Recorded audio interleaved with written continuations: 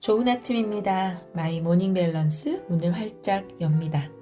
이기는 습관 중 26번째 습관, 돈 차갑고 현명하게 다루어라 중 일부를 읽어드리도록 하겠습니다. 어느 날 가난한 농부가 자신이 키우는 거위 둥지에서 황금빛 알을 발견했다. 농부는 누군가 장난을 치는 게 아닌가 하는 생각이 들면서도 혹시나 하는 마음으로 황금알을 들고 금세공사를 찾아갔다. 그 결과 황금알이 정말로 순금이라는 사실이 확인되었다.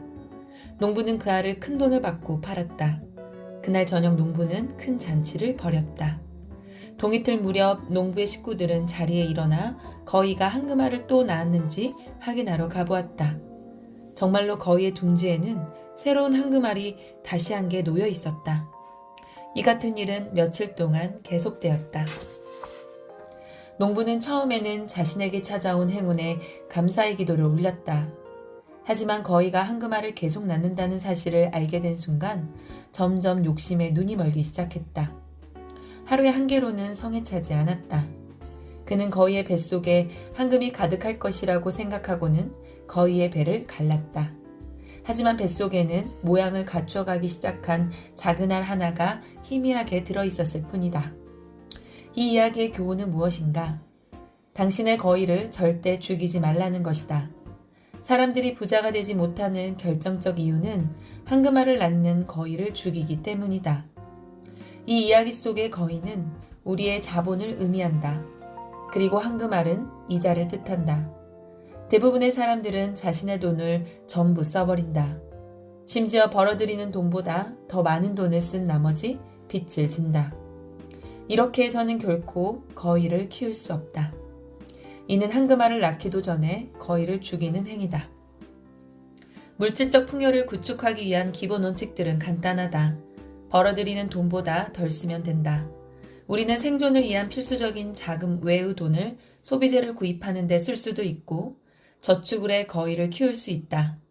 돈이 생기면 선택은 둘 중 하나다. 지출 아니면 투자다.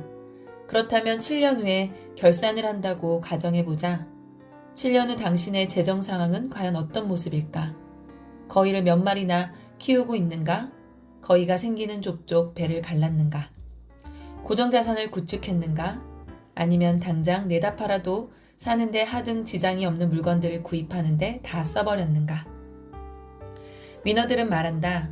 당신에게 돈을 지불하는 시스템을 마련하라.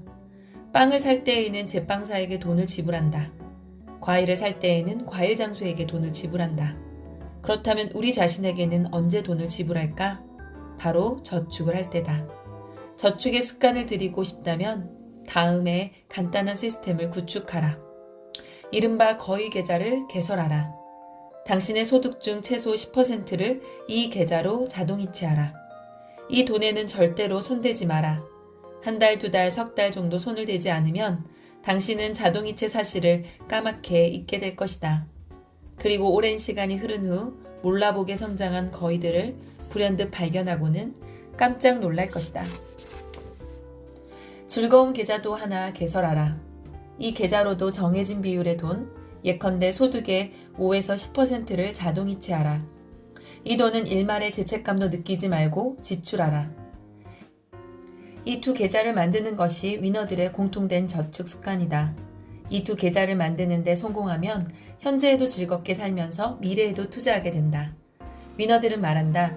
연봉이 인상되면 인상분의 50%를 거위 계좌에 송금하라. 항상 그렇게 하라. 그러다 보면 절반의 연봉 인상에 익숙해진다. 프리랜서나 자영업자라면 회사 계좌와 개인 계좌를 엄격하게 구분해야 한다. 매출을 일으켜 입금된 회사 돈과 개인 돈을 섞어서 쓰면 돈에 대해 무감각해진다. 이 같은 계좌 모델을 만들면 당신의 재정을 합리적으로 계획할 기회를 얻게 된다.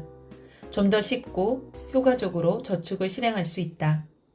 다시 한번 강조하지만 절대로 무슨 일이 있어도 일정한 금액을 이체시켜 놓은 계좌에는 손을 대지 않아야 한다. 가장 좋은 태도는 저축성 계좌에 든 돈이 당신의 것이 아니라 당신이 키우는 거위의 것이라고 생각하는 것이다. 계좌에 손을 대고 싶은 유혹이 느껴지면 앞에서 소개한 우화 속 어리석은 농부를 떠올려 보도록 하라. 위너들은 말한다. 아무리 많이 버는 사람도 모으는 사람을 이기지 못한다. 돈이 전부는 아니다. 하지만 살다 보면 돈 때문에 피눈물을 흘려야 할 때가 분명히 생긴다. 돈 걱정 때문에 중요한 일들을 포기하는 안타까운 상황도 생긴다. 돈은 많은 기회를 제공해준다. 만일 당신에게 지금 500만 달러가 생긴다면 삶이 어떻게 달라질지 생각해보라. 혁명과도 같은 변화가 인생에 나타날 것이다. 삶에는 5가지 중요한 영역, 즉 건강, 인간관계, 재정상태, 감정상태, 그리고 직업이 있다. 각 영역이 모두 중요하다. 이 중 한 영역에서 발전이 있으면 자동적으로 다른 영역에도 그 영향이 미친다. 예컨대 재정 문제에서 자유로워지면 삶 전체의 수준이 한 차원 높아진다. 훨씬 많은 기회들이 주어진다. 우리의 현명한 행동들은 우리를 기쁘게 하고 우리를 돕기 위해 평생 동안 우리와 동행해준다. 마찬가지로 우리의 어리석은 행동들은 우리를 괴롭히기 위해 우리를 쫓아다닌다. 결정권은 우리에게 있다. 돈은 다른 모든 것과 마찬가지로 우리를 편안하게 할 수도 힘들게 할 수도 있다.